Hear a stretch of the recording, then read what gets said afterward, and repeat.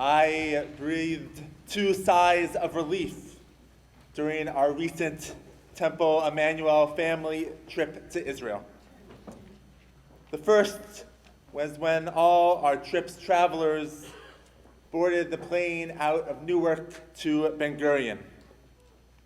Surprisingly, it wasn't COVID that was on my mind, but instead a week earlier, with tensions rising along the Gaza-Israel border and into Israel, I worried that some of our travelers may get uneasy and decide not to come.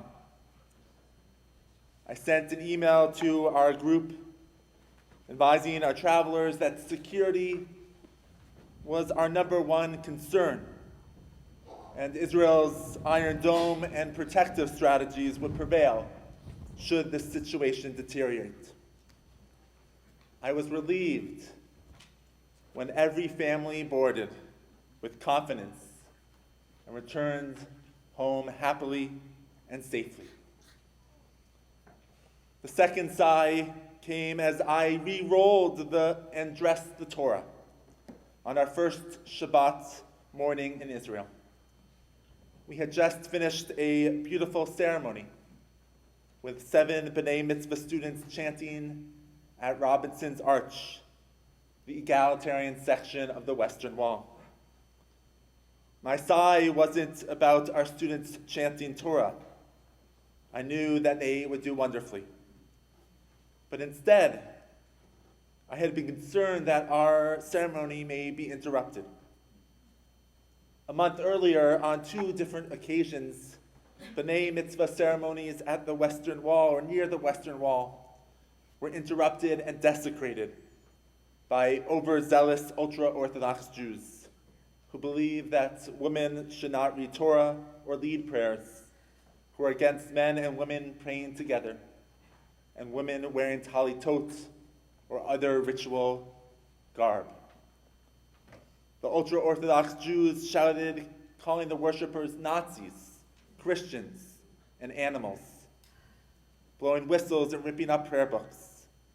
And one quote-unquote religious Jew used a page of our Siddur to wipe his nose. It was disgusting, disturbing, and heartbreaking. I was concerned that a similar event might take place for our group.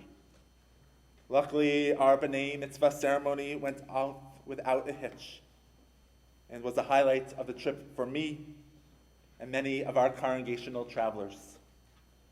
Our students read beautifully, our parents were able to offer a blessing, and it was powerful to stand on the stones that our biblical prophets did and sing Hatikvah in the same place that the paratroopers did in 1967. My 2 sighs of relief reflect the struggles and challenges I have when it comes to Israel. I know that I'm not alone in these feelings, and I'm sure many of you feel the same frustration as to the complexities regarding both Israel's engagement with its neighbors and internal matters of Jewish pluralism. Yet despite these complexities, I love and feel at home in Israel. My first trip to Israel when I was 14, visiting my older brother on his gap year. And since then, I have returned countless times, traveling with Nifty in Israel after my confirmation year, leading 5 birthright trips, 3 teen programs, visiting Israel with Christian seminary students, and more. This past trip was extra special, as Ariel and I got to show our kids where we lived during our year in Jerusalem, our favorite breakfast spot, though not as good as we remembered, the site where we got engaged, and how it feels to be immersed in the Jewish calendar and Israeli culture. I always find it remarkable to walk down a street in Jerusalem and see hundreds of people speaking Hebrew, an everyday tongue, the language that we only rotely repeat in our prayers. It's even more remarkable to walk down the street and see the varied complexions of Israel. White and black and brown skin, Moroccan and Yemenite, Ukrainian, Argentinian, Ethiopian, Iranian, all Jews speaking the same language. For Israel is the ingathering and haven, the homeland for the distressed and persecuted, a response to the Holocaust, and a proclamation to the world that Jews propose to live and not die. It is also a beacon to all who wish to add meaning and content to their Jewish lives. That, of course, is the Zionist ideal as well. A Jewish focal point, unifying, education, ensuring the continuity of the Jewry worldwide. I'm a proud Zionist, as I know many of you are. Yet when it comes to Israel, it seems like we can't have conversations without getting into arguments or someone leaving the room upset. Some believe that we shouldn't criticize the Israeli government on pluralistic issues because we don't live in Israel, or it isn't a cause we should be too worked up about. Many of us have strong beliefs on the right and the left of what should be done to solve the Arab-Israeli conflict. But we can have a hard time listening and seeing the other side. So many Israel conversations cause conflict. In a poem by the famous Israeli author Yehuda Amichai, he writes, "From the place where we are right, flowers will never grow in the spring. The place where we are right is hard and trampled like a yard. But doubts and love dig up the world like a mole, a plow, and the whisper will be heard in the place where the ruined house once stood." Political conversations are hard. Conversations about Israel are often even harder. Yet how might things change if we began our political and religious conversations not from our certainties, but from our doubts and love? Many of us who differ on Israel love the same thing about Israel. Many of us who differ politically harbor the same doubts, that what's being done or not done to care for Israel is the best or the right thing to do. Yes, we differ on what ought to be done and how Judaism can be practiced. But what if instead of starting by arguing over solutions, over the place where we are right, we began by sharing our love and doubts? I suspect that our political and pluralistic conversations would be much more productive. Certainly, Jewish tradition presents different perspectives on Israel and Jerusalem.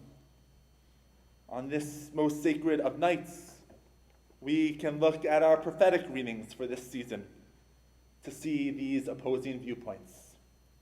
One from Jeremiah and one from Isaiah.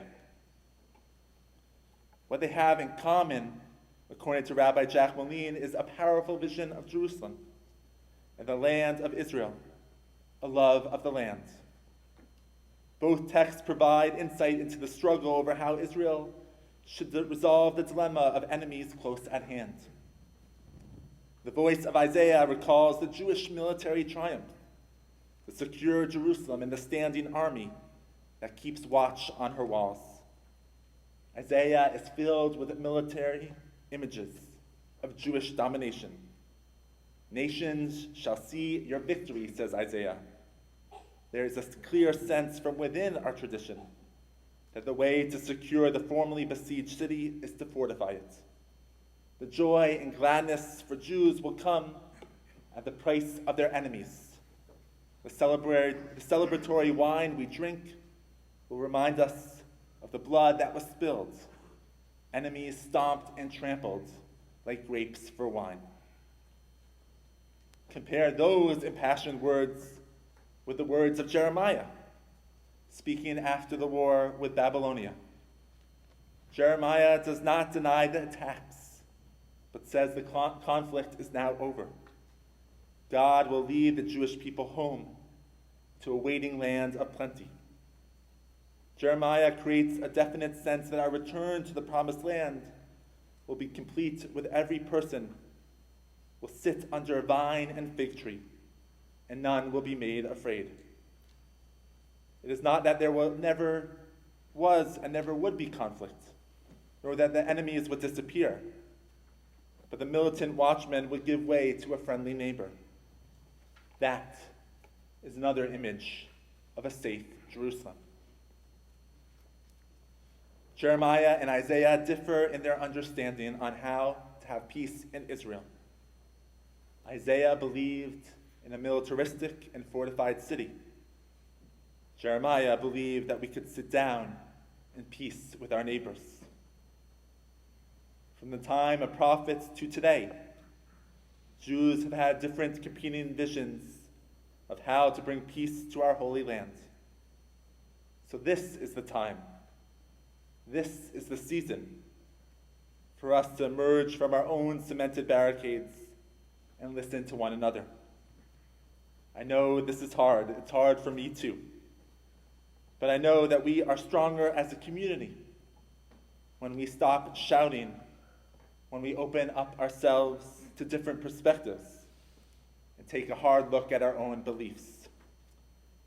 In a recent blog, our fellow congregant and former president of the Union for Reform Judaism, Rabbi Eric Yaffe, who will be sharing his insights tomorrow at 1 o'clock here, he wrote an additional al-Chet for this season.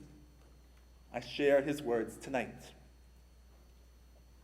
For the Jews of the left, he wrote, we have sinned against you by minimizing Israel's virtues, blaming Israel for the sins of others, and expecting too little from Israel's adversaries.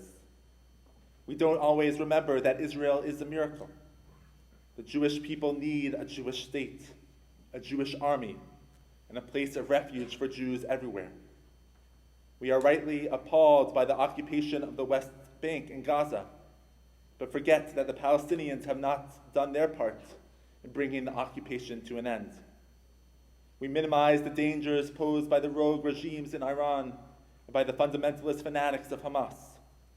We fail to distinguish between those who thoughtfully criticize Israel and those who do not want Israel to exist. And we often refuse to recognize the faults of those who identify as on the left, remaining silent when they say false, outrageous things about Israel. And for the Jews of the right, he wrote, we have sinned against you by denying Palestinians basic rights, ignoring their suffering, encouraging hatred, and forgetting what the Torah teaches about relations with a stranger. We turn our eyes from the harsh realities of the occupation, banishing from our minds that for more than half a century, millions of Palestinians have been deprived of basic rights. We talk of peace but offer no vision of the future. We take refuge in comforting stereotypes, implying that all Palestinians are terrorists and falling into the trap of generalized hatred for the other. And we often completely ignore the faults of those in our own camp, accepting the support of right-wing radicals in Israel and elsewhere who applaud us when we call for settlement rather than separation. And for all Jews, we have sinned against you by failing to remember that the road ahead for Israel is full of terrible dangers, that we must be committed to peace, but without illusions, that Israel must be prepared for concessions and withdrawals, and that Jewish life cannot be sustained without Israel at its core. For all these sins, O God of forgiveness, forgive us, pardon us, grant us atonement.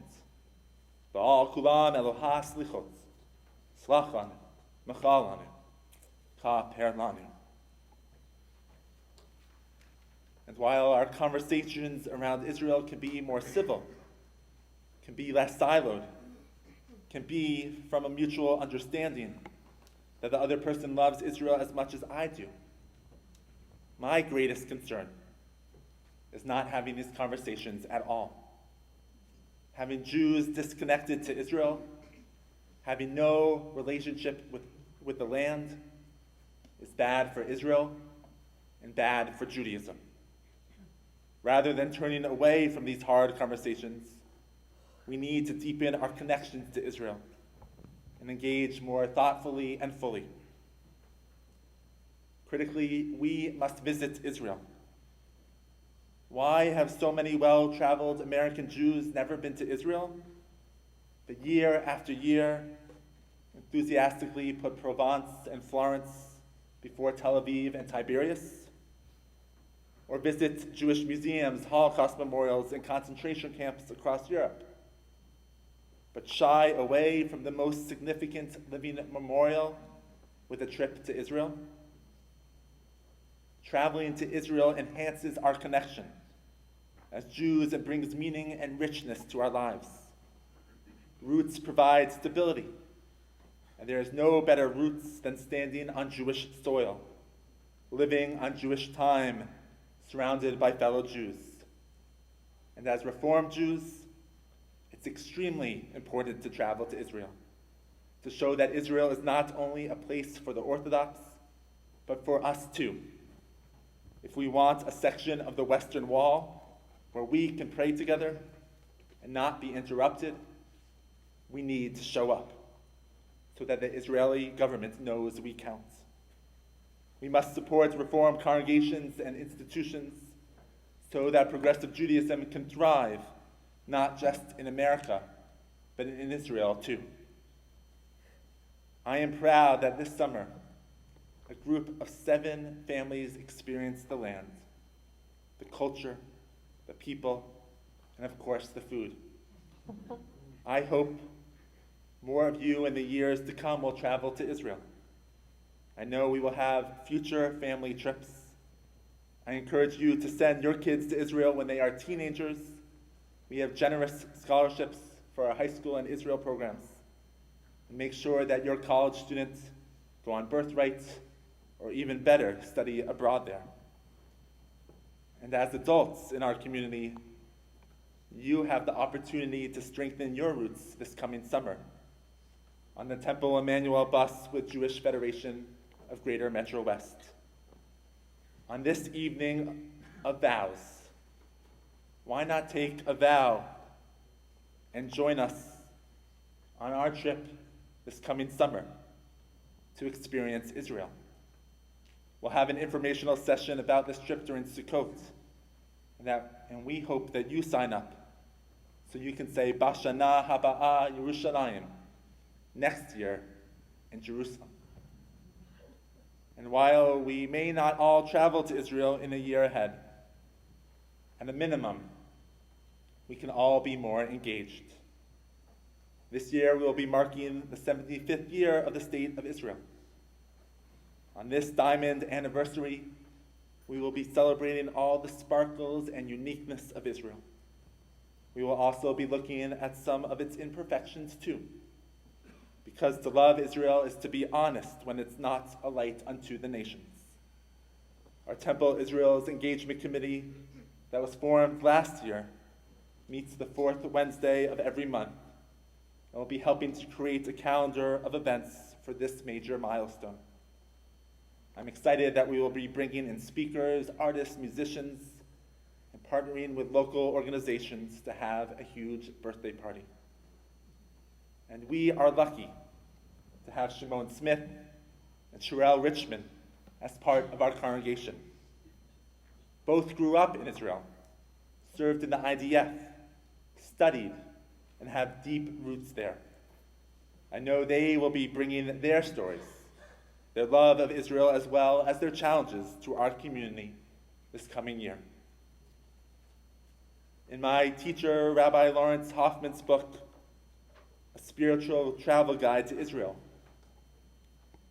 he encourages all Jews to regard Israel as home, irrespective of where they live. Hoffman's book wants to establish tangible bonds between us and the Jewish state, and to link us through our tradition.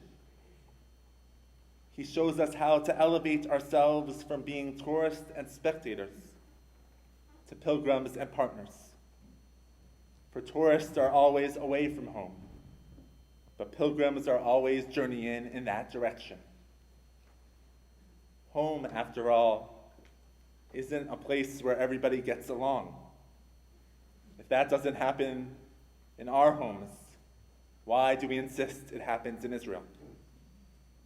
Instead, home is a place that we are all concerned about, that we want to make sure the foundation is strong as possible, that one feels protected, supported, and loved. My prayer on this most sacred day is that we as a congregation all come to see Israel as not just another country, but as a home. And as we do that, may we travel to our home. May we engage with our home. May we find peace and pluralism in our home. May this be God's will.